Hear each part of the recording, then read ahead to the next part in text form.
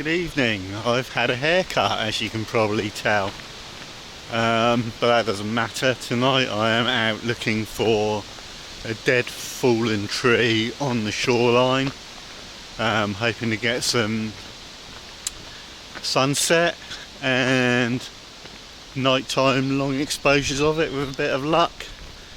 At the moment it's really windy, so after promising myself I would try and do something about my really poor production values, everything's against me tonight, so expect an evening of bad audio ruined by wind and a bit more trying to film yourself in the dark, which is really hard work, vlogging in the dark, especially with a camera that isn't very good in low light. So this is the old fallen tree I've been looking for.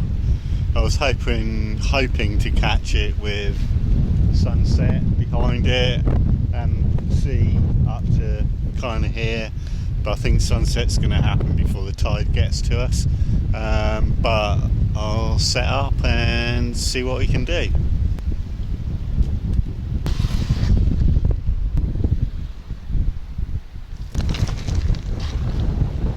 I am set up for a shot here now. I'll probably fire off a load of these in landscape and probably portrait, just reframe it slightly and just keep going as the sun sets behind me here. I am using my ZDX 16-50 kit lens tonight. I probably will switch over to my Samyang 12mm a bit later on when it's darker.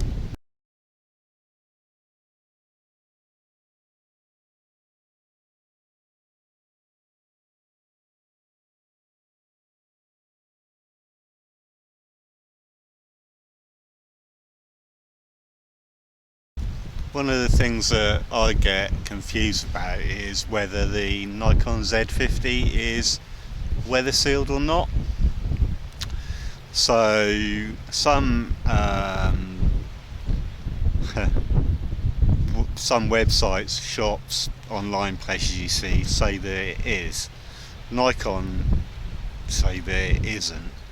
My experience of using it is that it probably isn't weather sealed, but the camera is a lot more durable and resistant to moisture than you think it is.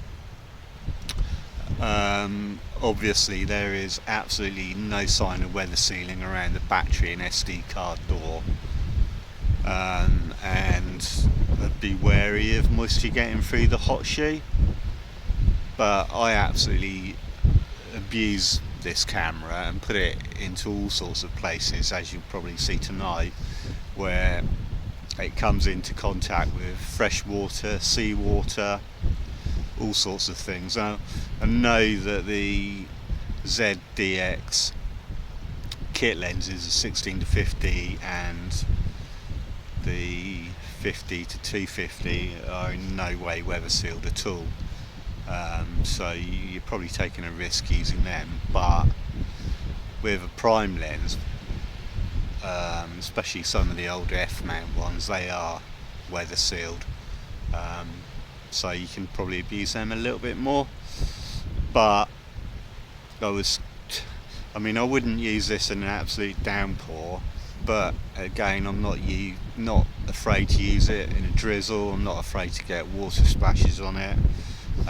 So in my opinion it's a lot tougher camera than you'd give it credit for, and in my experience that's always been the way with Nikon cameras. I mean, my first Nikon was a D3200 and I used to use that in the pouring rain and all sorts, and never ever had a single issue with it.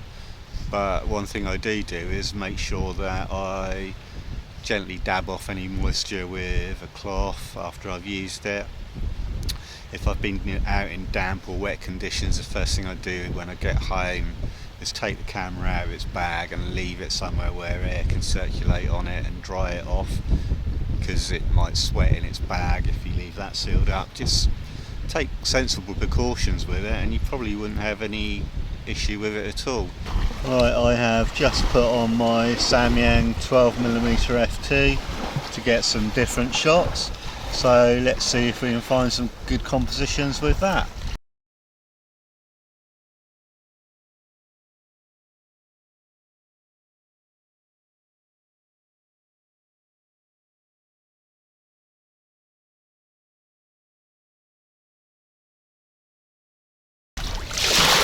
This is why my kit takes such a battering. I stood in the sea, my tripod's in the sea, my camera's probably getting splashed with water, but that's how you get the shot, I guess, of this tree branch here, which you'll see in the photo, hopefully. The thing about a lens hood is it also keeps water splashes off the lens.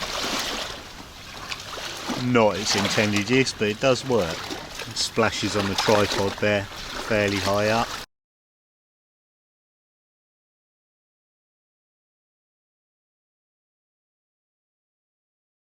Well, the moon has been super bright tonight, so it's been a bit of a pain not causing shadows by either the camera, the tripod or me in the shot. My camera is covered in all sorts of splashes, so I think I should go and dab that off with a cloth. Just checking I'm not getting wet feet. We're alright, the tide's started to go out.